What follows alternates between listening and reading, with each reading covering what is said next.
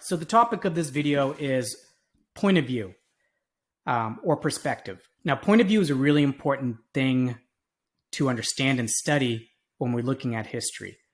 But before we get to point of view, let's talk primary source.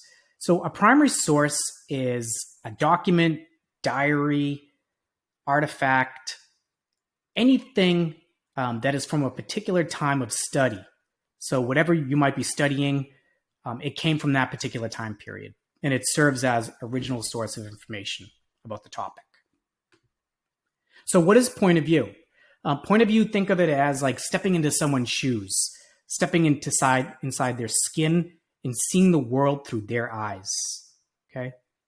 So when you are trying to understand point of view of a particular document or source, you want to know about who wrote or created the source, when was it created, what was their background, what was this particular person's position on the event or period depicted, and why did this person create the source? Are they biased? So you want to try to look for that sort of information. This particular source is an engraving of the Boston Massacre. And who wrote it or who created the engraving? His name is Paul Revere. He was a silversmith that lived in Boston. This event took place in 1770, and it was a period in which there was a lot of tension between English colonists that lived in the colonies, in this case, Boston, leading up to the American Revolution. I mentioned that Paul Revere is a silversmith, but he's also a member of a group called Sons of Liberty. And they were considered to be a radical group of people that were not happy with the British Empire. These Sons of Liberty lived underneath the British Empire, and they felt like their rights were being violated, and they wanted a bit more freedom and liberty. In essence, they wanted a bit more control of their lives.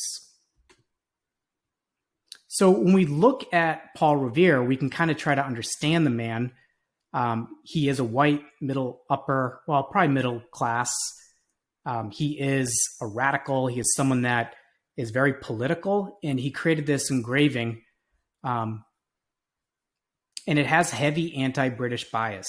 So if you take a quick peek, you can see the aggressiveness of the British Empire, and this is supposed to symbolize a bit of tyranny with the colonists who are just trying to say, you know what, we're defenseless here. And Paul Revere's intent is really to try to incite the common people and gain support of those so-called undecided people living in the colony at the time. So this is a political statement. It is a primary source, but if you ask yourself, is there bias in here? Of course, it would be seen as something that has lots of propaganda. Okay, so this is just an example of how you can look through for point of view on a particular primary source, and you can go back and refer to these questions right here. So let's try it out together. Let's try a strategy.